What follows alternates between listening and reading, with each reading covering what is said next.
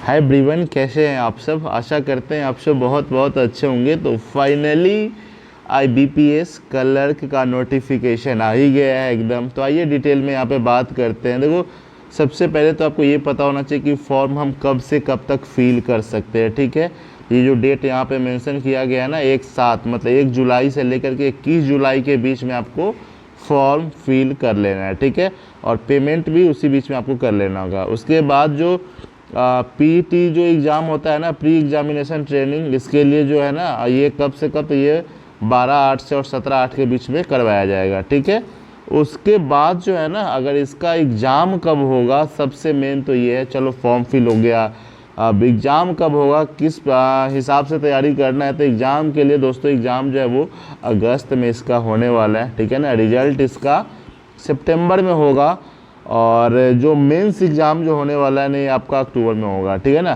तो ये चीज़ मेन चीज़ हमेशा ध्यान में रखना। अब देखो, एग्ज़ाम हो गया, मतलब फॉर्म फिल हो गया, एग्ज़ाम हो गया, ठीक है ना, मतलब प्रीलिम्स हो गया, फिर उसका रिजल्ट आ गया, फिर मेंस हो गया, और ये सब काम दाम जो है ना, पूरा अक्टूबर तक आपका एकदम पूरा हो जाएगा फाइनल। अब बात आता है कि यार इसका बच्चे ना, मतलब रिजल्ट का वेट करते रहते हैं। ठीक है, रिजल्ट का इसका वेट करते। देखो अक्टूबर में इसका ये होगा ना, कभी भी इसका एग्ज़ाम हो, कोई फ़र्क नहीं पड़ता है। ठीक है ना, इसका रिजल्ट हमेशा 1 अप्रैल को आता है। 1 अप्रैल को, हर साल 1 अप्रैल को इसका रिजल्ट आता है दोस्तों, 1 अप्रैल को। ठीक है, आईबीपीएस का 1 अप्रैल को, और आरआरबी का जो आता है 1 जनवरी को आता है। ठीक है ना, ये आपका नया साल ख़राब करता है और ये आगे आपके। ठीक है, तो यहाँ पे जो है ना, अच्छा खासा गैप हो जाता है, अच्छा खासा। ठीक है ना, अक्टूबर के बाद नवंबर दिसंबर 2 महीना लगभग, ये लगभग 3 मतलब 5 महीना का लगभग गैप जो है हो जाएगा एकदम। ठीक है ना, तो ऐसा नहीं लोग अब एग्ज़ाम दे दे करके इसका वेट करते रहते, मेरा तो यहीं पे हो जाएगा, जब रिजल्ट आता है तो लगता है जाकर ही हुआ ही नहीं। ठीक है, तो ऐसा बिल्कुल भी नहीं सोचना। आपको अपना तैयारी जो है कंटिन्यू रख के रहना है।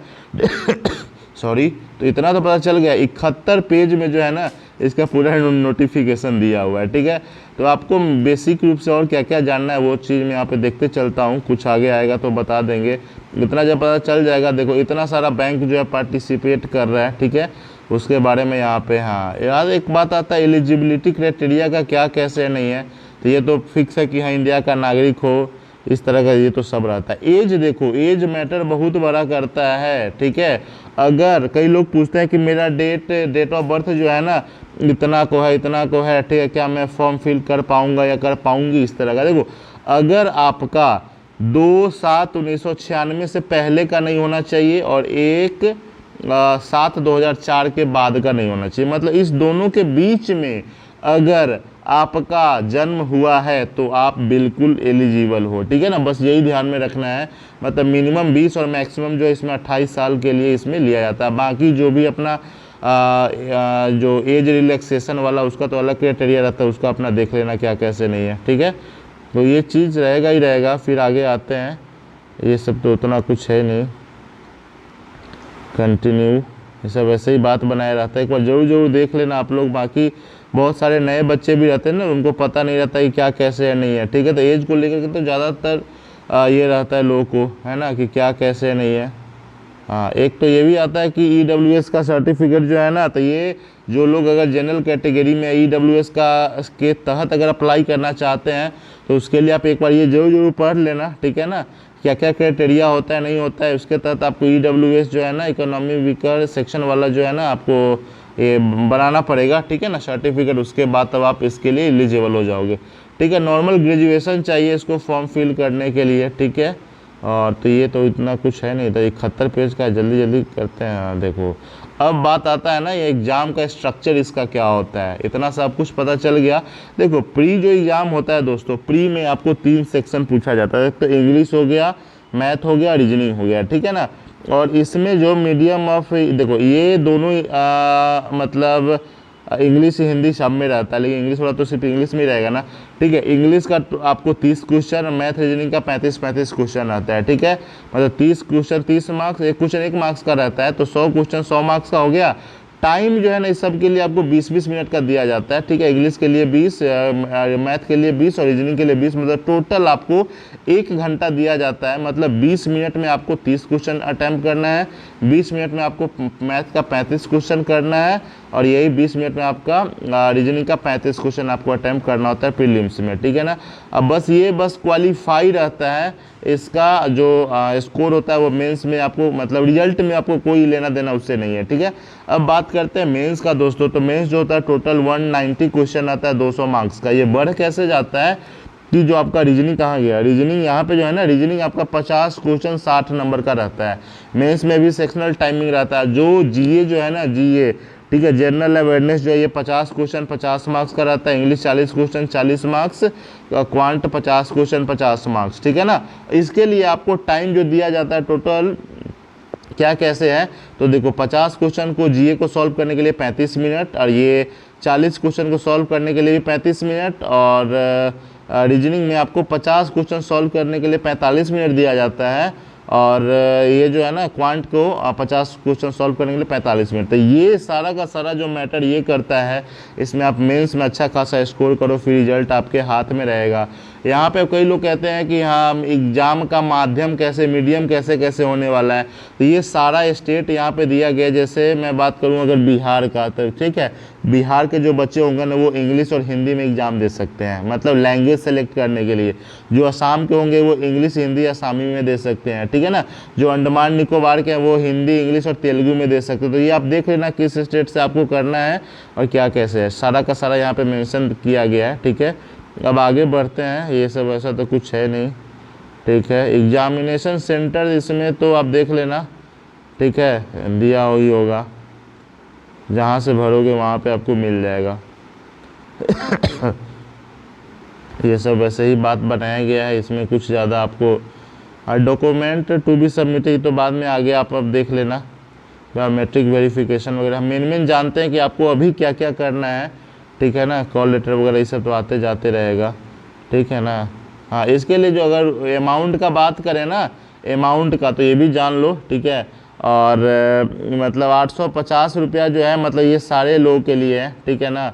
और जो 175 लगता है जो ST SC या फिर ESM, ये जो कैटेगरी के कैंडिडेट आते हैं उसके लिए मात्र 75 रुपया लगता है। बाकी सब के लिए जो है आपका वो 850 रुपया लगता है, ठीक है ना। इसमें आपको वही फोटोग्राफ, सिग्नेचर और left thumb impression, hand written declaration भी लगता है, ठीक है, ध्यान रखना इसमें। ये सब तो ज़्यादा कुछ है नहीं, जल्दी 71 पेज का है तो बात बनाएगा ना जी इसमें, ठीक है। सारा पेज आप लोगों के लिए उतना ज़्यादा जरूरी नहीं रहता है, क्या लाना है नहीं ले जाना, ये सब ऐसे ही बताया जा रहा है। मेन वैकेंसी कहाँ गया, कई लोग कहते हैं कि अरे यार इतना वैकेंसी है, स्टेट में देखते तो दिखवे नहीं करता है जी, ऐसा कैसे हो सकता है। है ना। तो अब मौका गंवाना बिल्कुल भी नहीं है, सब ताबड़तोड़ करके। और रीजनिंग का क्लास डेली रात 10 बजे हो रहा है, तो ताबड़तोड़ करके। और ये देखो अब जो है दोस्तों यहाँ पे अब आ गया वैकेंसी, ठीक है ना। तो इसमें स्टेट वाइज दिया हुआ है, ठीक है। जैसे सबसे पहला क्या है, अंडमान निकोबार। तो अंडमान, एक चीज़ ध्यान में रखना, इस एग्जाम में ना वैकेंसी हमेशा बाद में बढ़ता है, ठीक है ना। क्योंकि जितना भी अभी एनआर दिया हुआ है ना, ये सब जो दिया हुआ है एनआर, इस सब में जब ज़रूरत पड़ता है ना तो इसको बढ़ा दिया जाता है, ठीक है ना।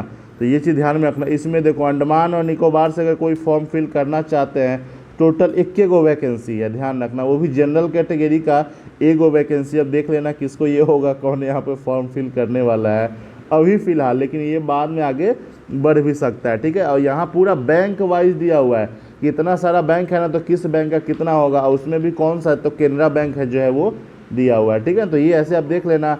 जैसे आंध्र प्रदेश में यहाँ पे टोटल 105 है, ठीक है। अरुणाचल प्रदेश में है, ठीक है ना, यहाँ पे 10 गो है।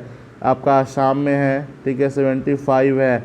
बिहार, देखो बिहार आ गया ना, तो बिहार एगो का डिटेल देख लेते हैं, बाकी आप देख लेना। जैसे यहाँ पे बिहार आ गया ना, तो बिहार में इतना सारा जो बैंक है, ठीक है, इसमें सारा कैटेगरी यहाँ पे दिया गया है। टोटल जो वैकेंसी है 237 है, 237 है। अब बाकी एनआर वाला जो है ना, ये सब अभी मतलब नहीं बताया है, ठीक है। तो जैसे इसमें ज़रूरत पड़ेगा तो हो जाएगा। सबसे ज़्यादा जो है दोस्तों वैकेंसी यहाँ पे बैंक ऑफ इंडिया में है, सेंट्रल बैंक ऑफ इंडिया में है, उसके बाद पंजाब नेशनल बैंक में है, ठीक है ना।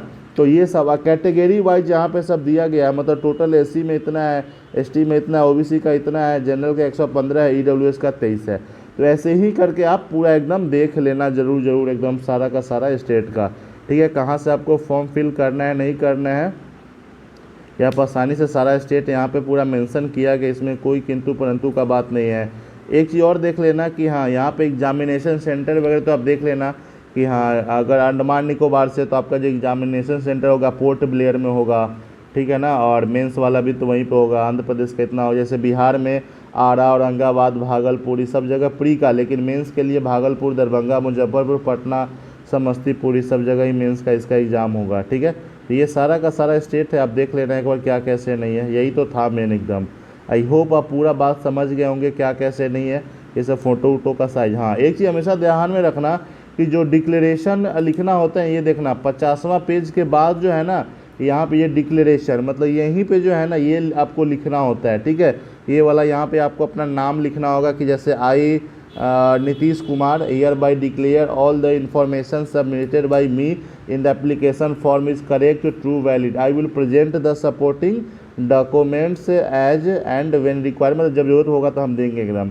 मतलब ये ऐसा इसलिए करवाया जाता है, ठीक है। तो ये कई सारे लोग ना ढूंढते रहते हैं कि हम कहाँ से क्या क्या करें। भाई ये देख लेना है, यहाँ पे जो है हूबहू उतार के यहाँ पे भर के और नीचे सिग्नेचर कर देना, कोई दिक्कत वाला बात नहीं है, ठीक है। इतना ही हो जाएगा आपका, बाकी इस इधर का तो कुछ है ही नहीं अपना, ठीक है। चलो हो गया, तो यही है। और कुछ देख लेते हैं, इधर तो कुछ नहीं है भाई, ठीक है। तो यही यहाँ पे था। आई होप आप लोग पूरा समझ गए होंगे कि क्या कैसे नहीं है। और थोड़ा सा अभी रुक जाओ, सोच समझ के फॉर्म फिल करना है और क्या कैसे नहीं है कमेंट में जरूर बताना। जो लोग पहली बार देख रहे हैं चैनल को कर लेना सब्सक्राइब, ताकि नोटिफिकेशन वगैरह आपको टाइम टू टाइम मिलता रहे। डेली टारगेट जो आपको प्रोवाइड किया जा रहा है, नहीं कर रहे हो तो पूरा तो आप लोग करना शुरू कर दो, तभी आपको फ़ायदा मिलेगा। चलो bye bye, take care, have a nice day.